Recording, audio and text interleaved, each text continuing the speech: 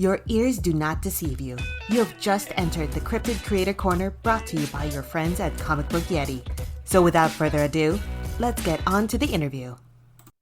Do you love sci-fi? Are you a horror fan? Maybe you prefer action or fantasy. 2000 AD has it all and should be on your radar. With a whole universe of characters from Judge Dredd and Strontium Dog to Rogue Trooper, Shakara Halo Jones, and many more, every weekly issue you get 5 action-packed thrills from incredible creators such as Garth Ennis, Rob Williams, Alex DeCampi, Dan Abnett, and so many others. Get a print subscription and it'll arrive to your door every week. And your first issue is free, or subscribe digitally. Get free back issues and download DRM-free copies of every issue for just $9 a month. That's 128 pages of incredible comics every month for less than $10.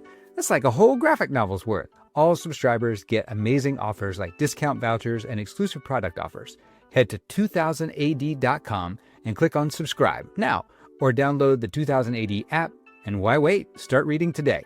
I'll put links in the show notes for you.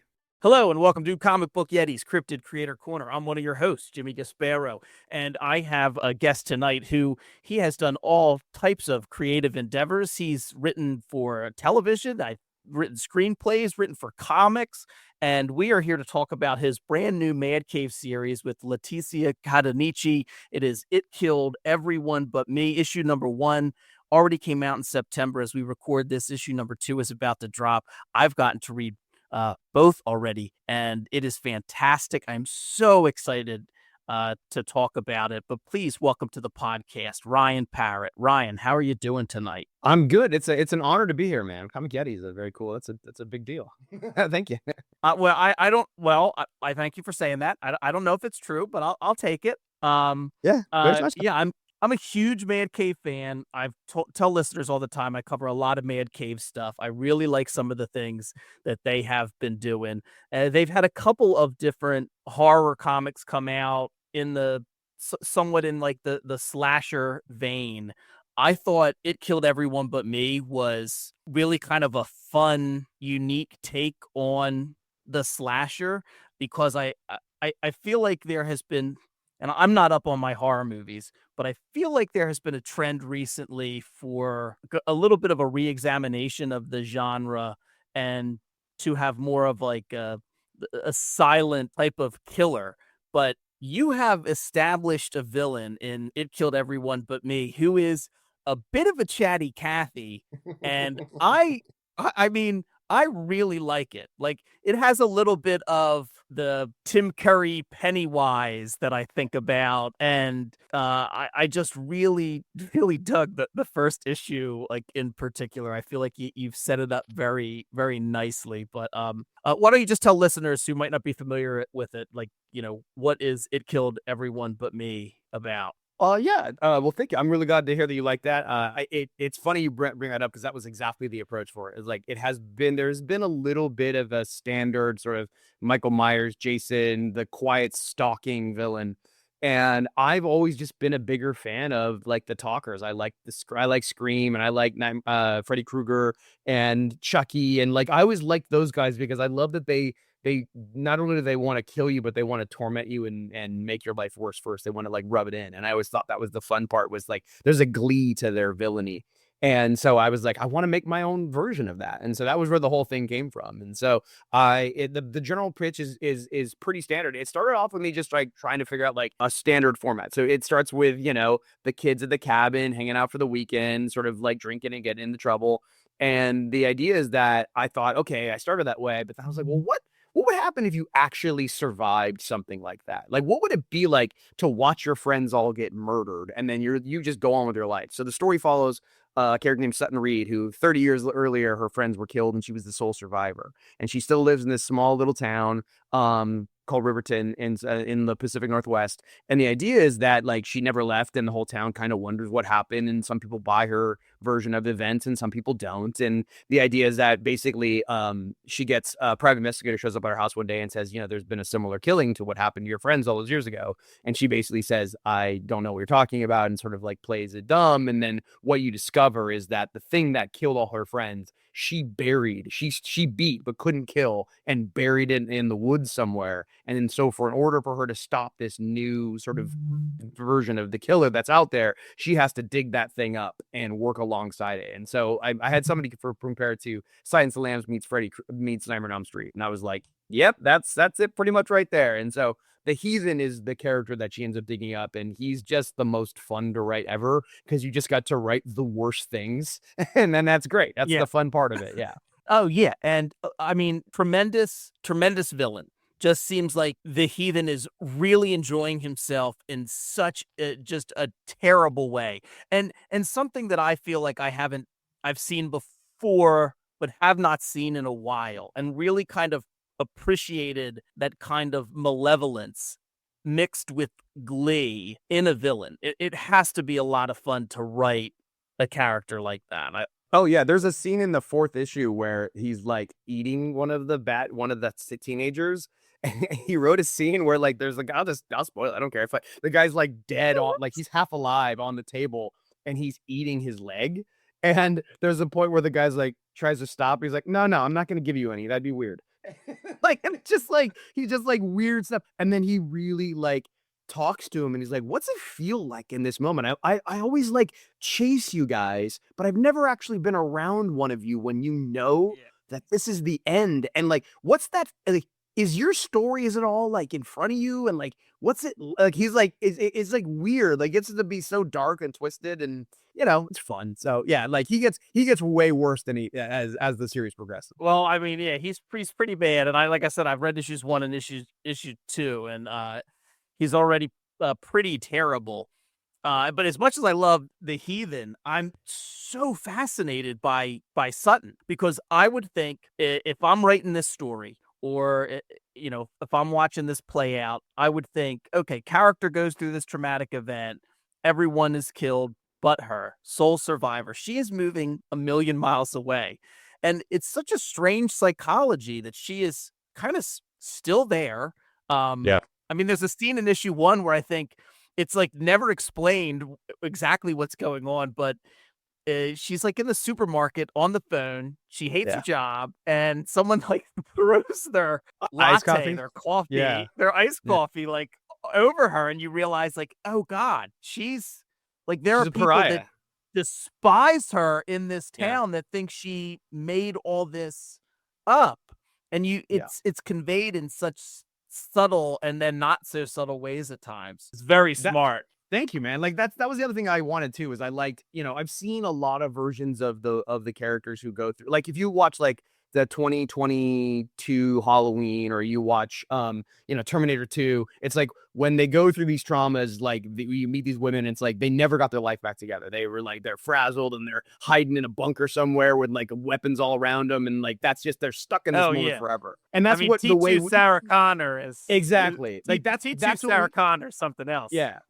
Yeah, and I love those characters. Those characters are great, but it's like that's not the only way that people respond to a traumatic event. And so what I liked was this idea of somebody who, instead of facing that, buried it away and then pretended it didn't happen. And so when you meet her, she's a little bit of an alpha. She's wearing a red jacket, and she's a successful real estate agent, and she's taking care of her kids. And she is like a top level. You wouldn't know she had gone through any of this stuff when you meet her. And that's what I liked, is she's sort of like, I guess what it is that she's created a version of her life in her brain, and that's why she's a real estate agent, and she's selling that same illusion to other people. It's like, this house it's got problems, but isn't it perfect? And like, look at this thing, and that's what she does. She takes bad things and she spins them into good things, because that's what she does in her normal life. And I just thought there was something really interesting about that as somebody who is like faking it, and the only way she's going to ever be the person she can, like the fully healed person, is to sort of acknowledge and come face to face with that stuff and really acknowledge what happened. She's a very fascinating character. Yes. And I really liked kind of seeing and trying to figure out, like, she, how she has dealt with it 30 years later. because it seems like she hasn't quite put everything behind her. Like quite literally, she has buried it, and but it seems close to the surface, and that has to be a very difficult way to live.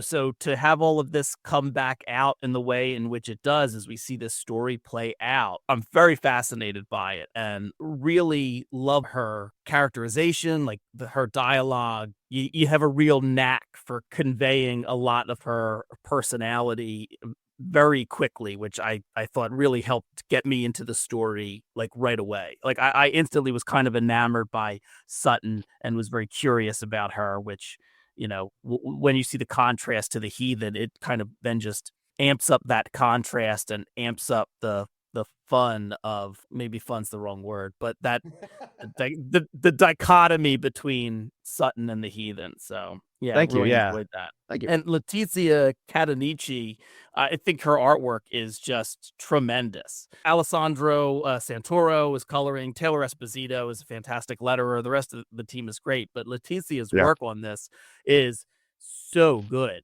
It's done in she has a very interesting style, and I felt like it really helped kind of the moodiness and certainly the darkness of this series. Yeah, it's funny how it changed because I'd conceived this before she came on the project, but when she came on, when I saw her art, I was like, the way she draws eyes, like there's something about like they kind of like peer through you.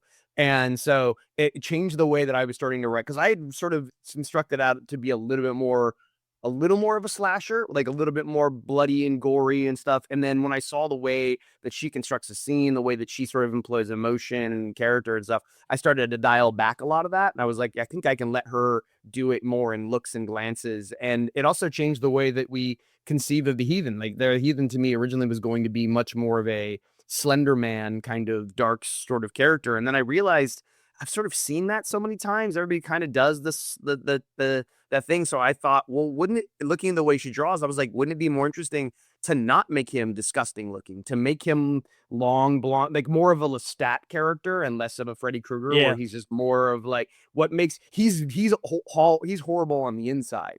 And so he's a little that, and the idea of there was a great show in the like mid 2000s called Jekyll on the BBC. I don't know if you've ever seen it or not. It's amazing. But James Nesbitt does a version of Jekyll and Hyde, and his Jekyll is such a fun character. And one of the things that's really fun about him is he's like really nice and jouncing, and then he'll jump in your face with claws. And he's like, oh! And so I was like, I love that. So I stole a lot of fun little things from Jekyll. So yeah. Sorry, still for the best. No, that's pretty. Yeah, no, that's pretty cool. It's interesting to hear, like with comic books in particular, that when a particular artist comes on board and kind of when some of the story is already in place and kind of how things change and how that's the beauty of the collaboration of comics. How as a writer, when you don't have the whole story done, when you're you still have part of the issues to do, how you can kind of craft and write for your artist, and it just makes such a much better comic, a much more fun reading experience too. Yeah, I did a book I guess it was a year or two ago with Noah Gardner at Image called The Infernals, and John Pearson came on as after we'd already like written a lot of the series, and he came on, and if you've ever seen the John Pearson book, like it is its own entity, and it was so interesting the way it changed the way we wrote, because we would usually rewrite pretty specific, like do this panel, do this. With him we're like, and things are on fire. Like we just kind of because he's just gonna do his own thing, and it's always gonna be more interesting than you could ever come up with yourself. And so he's gonna give you stuff, and it just like everything about that book completely changed when he came on the book. It wouldn't be as good. It wouldn't be what the book is, and it also changed the entire third act of the book. Like the last two issues completely flipped, because we just saw there's a thing that he does. He's not a traditional punch him kind of storyline, so you don't want to do that. You want to let him sort of do landscapes, and you want to do you really want to let him play with the mood and style more than I think you want to make sure that you get like the most accurate, like characters and stuff. Like just let him have fun. And that's one of those things like that where I've never written like that for anybody else, because I was just like, okay, whatever you want to do, man. Oh, that's awesome. Yeah, I actually just I just met John over the weekend at Baltimore Comic Con. Oh, he's the best. He's the best. I was at Baltimore Comic Con, and I wanted to get him and Michael W. Conrad to sign an issue of In Bloom, which cool. John's doing the art for. But yeah, tremendous artist. In terms of some of the other horror influences that you've had, it seems to me there's also an interesting kind of sensibility, because it's not just horror. When you're writing a villain, and I mentioned Tim Curry's Pennywise, there is kind of a sense of, I said glee before, but I think that's it. There is a certain sense of fun with writing a character that is just so despicable. What do you think are kind of your touchstones for those types of villains that really seem to, like, this is not a redemption arc. This is a character that really revels in their villainy. That's a good question. Like, to be fair, like there's a section in this, like there's one thing that I'll answer your question in a second, but like the first part, kind of I actually think there's an element in this book that I really wanted to do, and if I don't get to do it here, I want to do it in the future. In this idea of like, if somebody is bad or is inherently evil, right? And like you think that they're good, and you start to try and make, like, if you do a bad thing for a good or if you do a good thing for a bad reason, could you ultimately be good? And that's something that I want to deal with the Heathen. It's something I've always wanted to approach, this idea of like, if Freddy Krueger killed another child molester and saved somebody, in the eyes of the person he saved, he's a hero, regardless of what he's done in the past. And if someone thinks you're good, could that ultimately turn you good? That's something that I do want to touch on at some point, because I think that's an interesting story that I haven't quite seen. Most of the times it doesn't go that way. But to answer your question regarding references and sort of influences, obviously, definitely Pennywise. I really like the new version of it. I thought from a few years ago, I thought that was really, really fun. Like I said, Jekyll from BBC is a really, really good character, because that one is just like if you ever want to see a character who just like absolutely just loves being like evil, that is the one thing. Moriarty from the BBC Sherlock with by Andrew Scott. I really loved his interpretation of that character. Yeah, I love that. I loved his, like, that scene at the pool in the third episode is so much fun. Just like somebody who's just so happy to be who he is, hiding in the circle. He's hiding in the shadows all the time. When you get to step out of the shadows and you get to being what you actually are, it's so much fun. And then, I'm a fan, obviously I like Freddy Krueger from like the original, like the third. Dream Warriors is my favorite of the Nightmare on Elm Streets. I'm trying to think of anything that's like really smart, like a good smart reference. Yeah, those are the best. And another character that I don't know, it's not horror, but I just love the character so much, is Lou Bloom from Nightcrawler, the movie about Jake Gyllenhaal. Because like, he's a villain. He's a horrible human being, but like the most fascinating character, that like the way he talks and the way he rationalizes everything that he does. And like that part where, like, at the very beginning where he's like, I'm not going to hire a thief. And he kind of looks at him and goes, like, it's just like, I love that character so much. And so like, I try to think of my villains as those people who think that they're heroes in their own story, and like, they don't understand why the heroes do the things that they do. They're just like, why are you doing this? It makes no sense. The world is so messed up. Why would you ever think that there's a God that is going to make like, look around, like, does he not care, or does he, like, it's just like, there's a lot of fun stuff. So I guess I'm probably dealing with a lot of my own sort of like internal problems. My father would be very disappointed in everything that I'm writing right now. First off, I want to say Nightcrawler, tremendous movie. Jake Gyllenhaal, I think his best performance. The character is, yes, despicable, and it's unreal, that performance and that character. Wait, why would your father be disappointed in everything?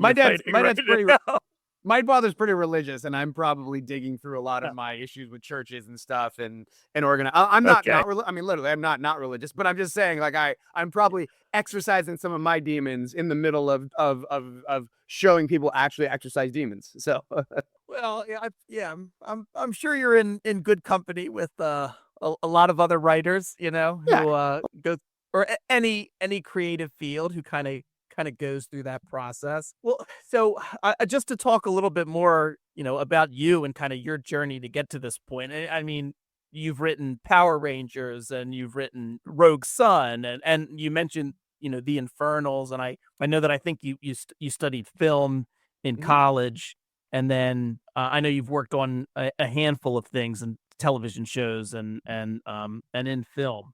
So, but kind of, how did you make your way from, like, were comics part of it early on, or how did you make your way to start writing comics in the first place? Well, so like I originally went to art school to draw comics. That's what I wanted to do. Art was my life all the way through high school. That was like my identity. And then I ended up going to Reno to thinking that I was going to do comic book art. And I got there and it was all sort of high art, and their comics wasn't something they wanted to deal with, and they sort of frowned upon it and everything. And I sort of realized really early on that I was never going to be, Jim Lee. So I was just like, well, when that happened, I started to like slip away, and I kind of started to realize that what I loved about comics wasn't actually the art. I think the art's the way that it got me in, but what I really loved was the stories. I loved the characters. Like when I played with my action figures, I didn't do like, I didn't do punchy stuff like that. I would be like, I got way more into like the Chris Claremont, Gambit and Rogue and Wolverine and Jubilee playing basketball. Like that's the stuff that I really loved about comics, and I don't think I realized it. So like I realized I think I liked the stories, and so I left Reno and I went to film school at Chapman. That was sort of opened my eyes to everything. I realized that was really my passion. Was like I got really into film and TV, and I had some shorts that went to Sundance and Cannes, and so I had a little bit of success early on, and I made a feature coming right out of school, which I would never recommend anybody ever watch. It was not good. But I did that, and I kind of went into the intern world and did that. And while I was in college, I kind of stopped reading comics. I just hadn't gotten into it again. And a buddy of mine who was another film student I remember we were driving one day. He's like, oh, hey, I got to go clear up my box real fast. You mind if we stop by the comic store? And I was like, oh yeah, man, I'm at a comic store in years. And we went in and I bought a ton of books. I just was like, what's new? And graphic novels. I just started grabbing them. And I was like, the gateway drug like reopened. I was like, oh, I'm back. And so at that same time, the way I got into comics was, so I was doing film and writing shorts, and I was interning. I was working at Bad Robot at the time and as JJ's assistant. And so that was like, I was doing pretty well. And in college, I wrote a short film that a friend of mine was directing. And I remember I was standing there. Well, on a writer on a film set, there's not much to do. Like you're just kind of like walking around, like, what do I do? And there was a guy who was sitting on the ground, and he was the sound booth, the boom operator, and he was looking on his computer, and he had a short, like a superhero movie that he was playing. I was like, what is that? He's like, oh, this is my college thesis. I made this. And I was like, you made a superhero movie? He's like, yeah. And I'm like, what's your name? He's like, Kyle Higgins. And so we started, yeah. So Kyle had never done a comic book at that point. And so we became, I just hung out with him on set for 3 days, and we started talking, and he moved up to LA, I guess about 6 months later when he graduated. And so as he was getting his like film out there and getting his things going, we would hang out on weekends and on evenings and just like break story and work on superhero story stuff. So he got, Nightwing and I helped, Death, when New 52 came out, he got Nightwing and Deathstroke in the same week.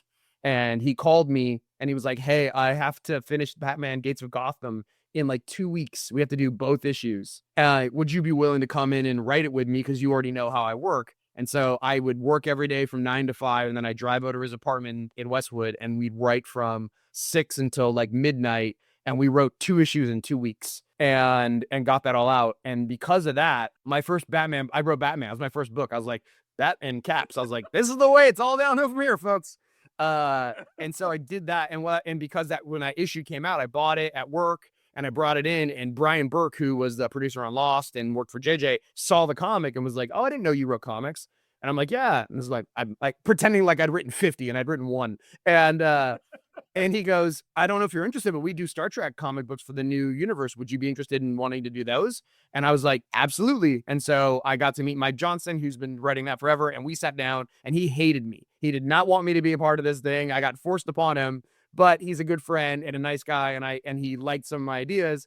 And so I started writing that, and that led into Power Rangers, and that's the way it all kind of started. And I always loved it. Wow. And something that I always wanted to do. And but film and TV is still like the major focus in my life. Like I'm still doing stuff for that in that world. Like I've worked on 2 TV shows and I've written some features and sold some stuff. But the thing that I love about comics is that it is such a fun medium to get to do so many different things. Like if you look at my comics I've done, I've done sci-fi and I've done fantasy and I've done horror and I've done, superhero and I've worked in Power Rangers and Turtles, and like no one else, you don't get to do that in film and TV. You're not going to get to do, if you make 7, you're going to make 7 for the rest of your life. And that's the way Hollywood, they pigeonhole you real quick. But comics, they kind of let you do a lot of different things. And so that's the fun about, that's what I love about that medium, is you can literally do anything. And it's just, I just so miss, like, I'm going to draw a cover for Rogue Sun at some point, just because I was like, I gotta stretch the muscles again at some point. Oh, that's awesome.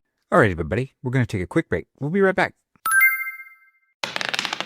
Y'all, Jimmy, the Chaos Goblin strikes again. I should have known better than to mention I was working on my DC Universe meets Ravenloft hybrid D&D campaign on social media. My bad. He goes and tags a bunch of comics creators we know, and now I have to get it in gear and whip this campaign into shape so we can start playing. Another friend chimes in, are you going to make maps? It's fair to say it's been a while since I put something together, so I guess? It was then that I discovered Arkenforge.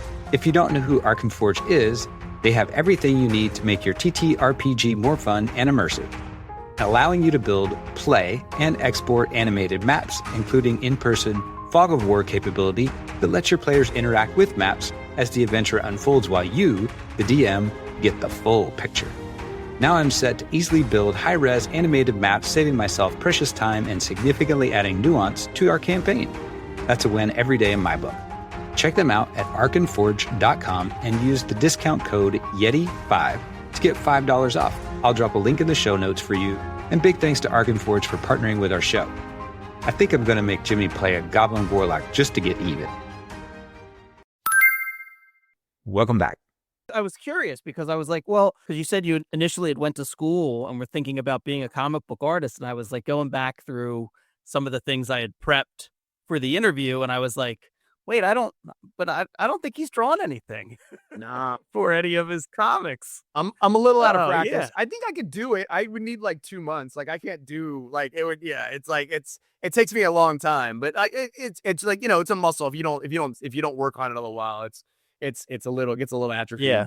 But yeah, I miss it a lot. It's a lot of fun. Every once in a while, I'll sketch some stuff, but it does help a little bit when it comes to like working with artists and stuff, because I can actually draw. Like when we did Hellbent in Rogue Sun, I like drew up a little sketch, and I was like, I think it should be like this, and he was like, oh, he literally was like, why didn't you draw with this earlier? It would have been so much easier. I was like, oh, okay, yeah, sorry, I didn't want to step on your toes, but okay, let's just do that. Yeah. When you're working on television shows and like what you're working as, for Bad Robot, J.J. Abrams' assistant, and like in some of those worlds, I think I saw that you had worked on Revolution, for example, like that show. Are you, just focused on like the work that you're doing? Is there ever time when you're doing those types of internship jobs or like being a PA or whatever it might be, where you can, or also kind of soak up some of the storytelling elements of it? Like, is all of those things also part of the education in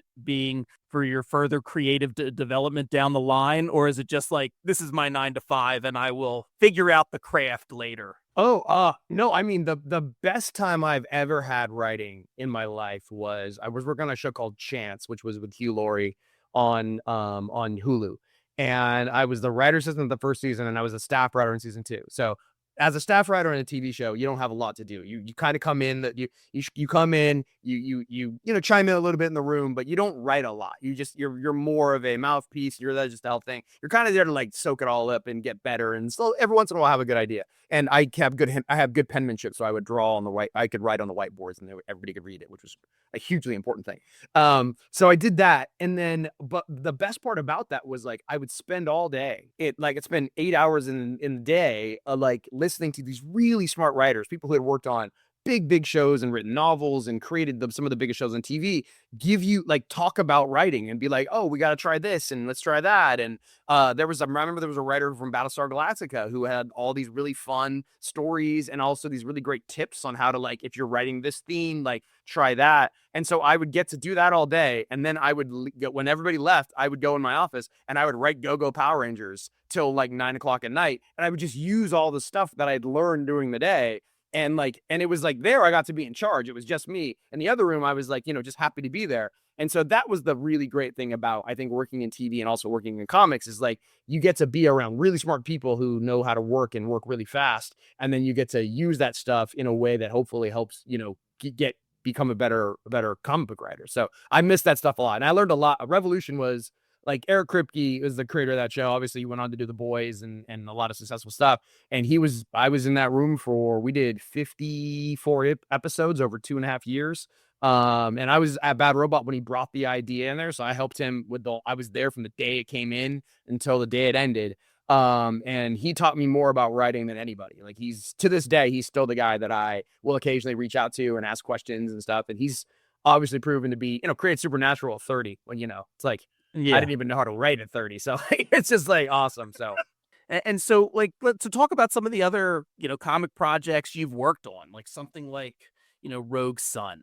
I think that whole the massive verse, which Rogue Sun is part of, has just been really so much fun. And like you mentioned, Kyle Higgins and Radiant Black, and what has that experience been like to work on something else like within its own comic book universe? And I think it's been received really well. Has that experience differed than with it being in its own its own universe? yeah, I mean, it's definitely more freeing, like I enjoyed working on Power Rangers. I'm still working in Power Rangers a little bit. And like, I think I did 100 and something issues. I can't remember, but, like that was fun and stuff. But you're writing a story that's owned by a very large company that is using it in a lot of different formats. And so there's restrictions on what you're allowed to do and what you're not. And like, I've always looked at it this way. It's like Power Rangers, I was renting.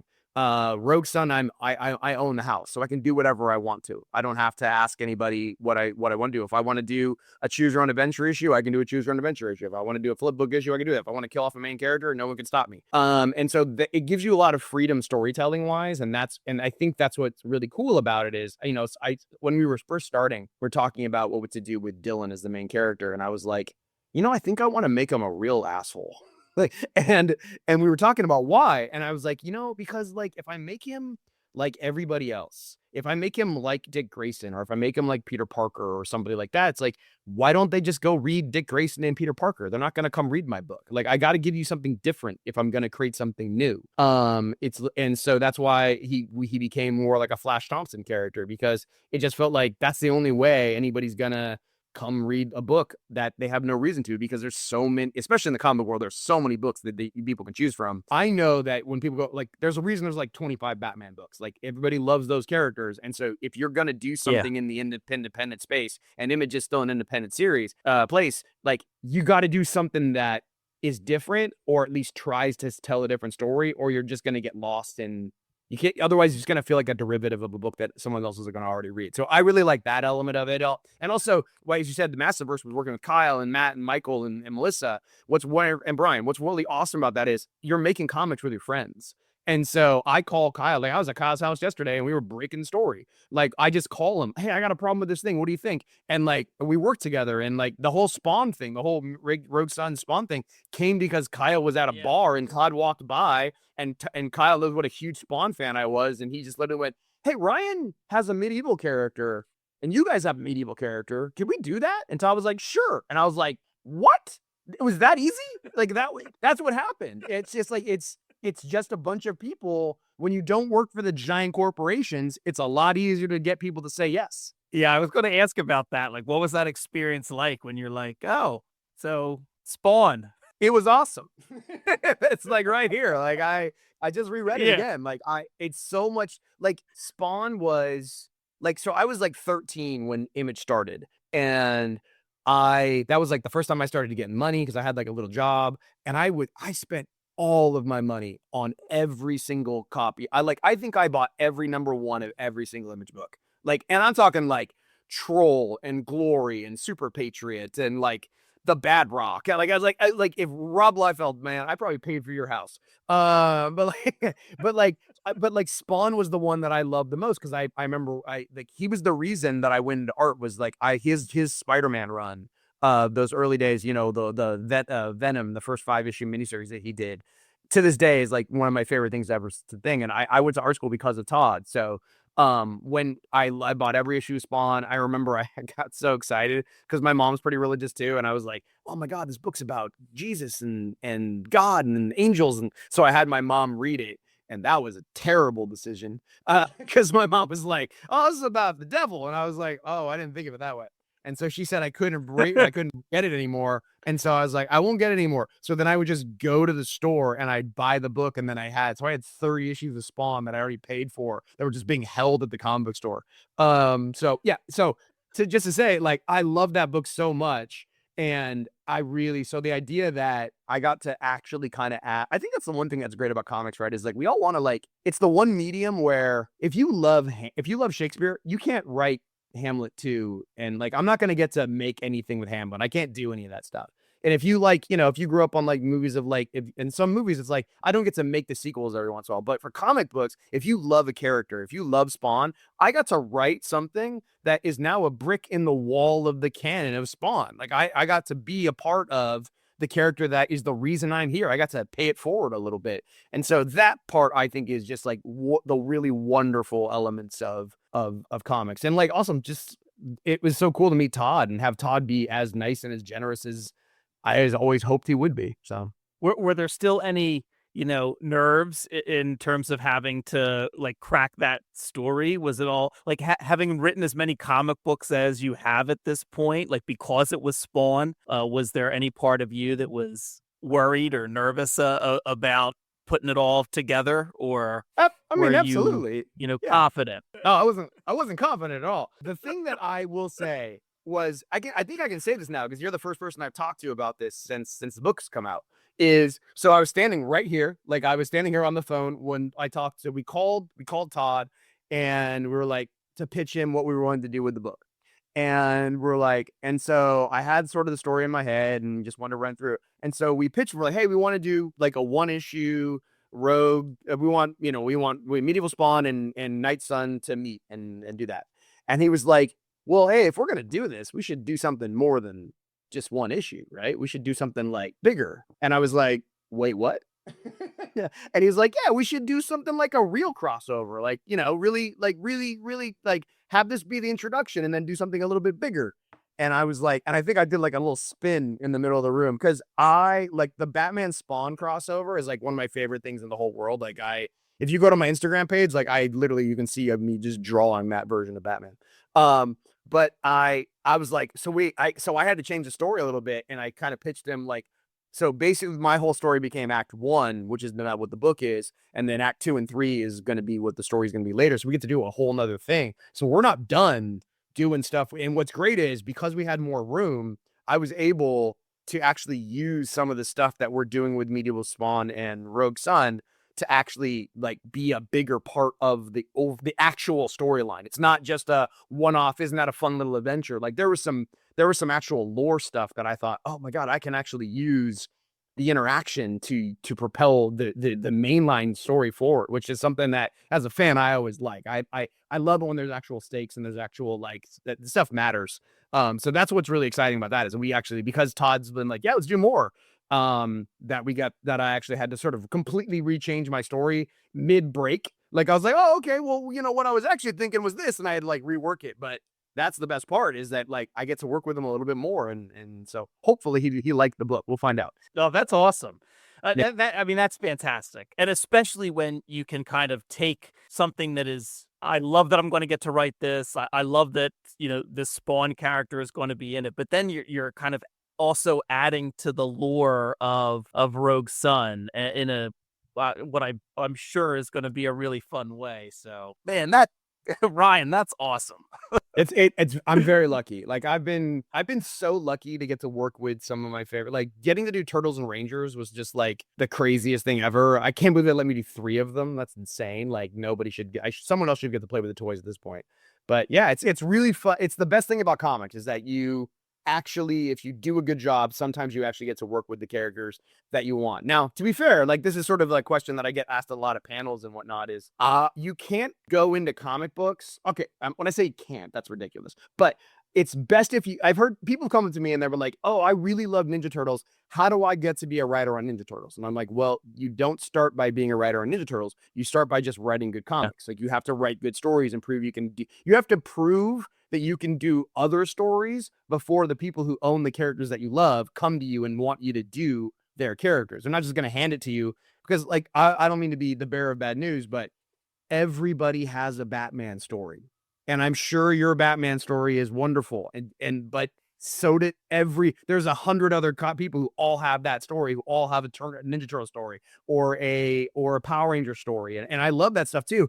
And I have a whole list of Batman stories that I'm like excited to do, but like, they're not going to let me do that until I've proven that I can do it outside that. So if you want to be a comic book writer, you've basically kind of got to earn your chops. And it's like the moment you don't need them, that's when they'll come and ask you if you want to work with them. That's the way it works.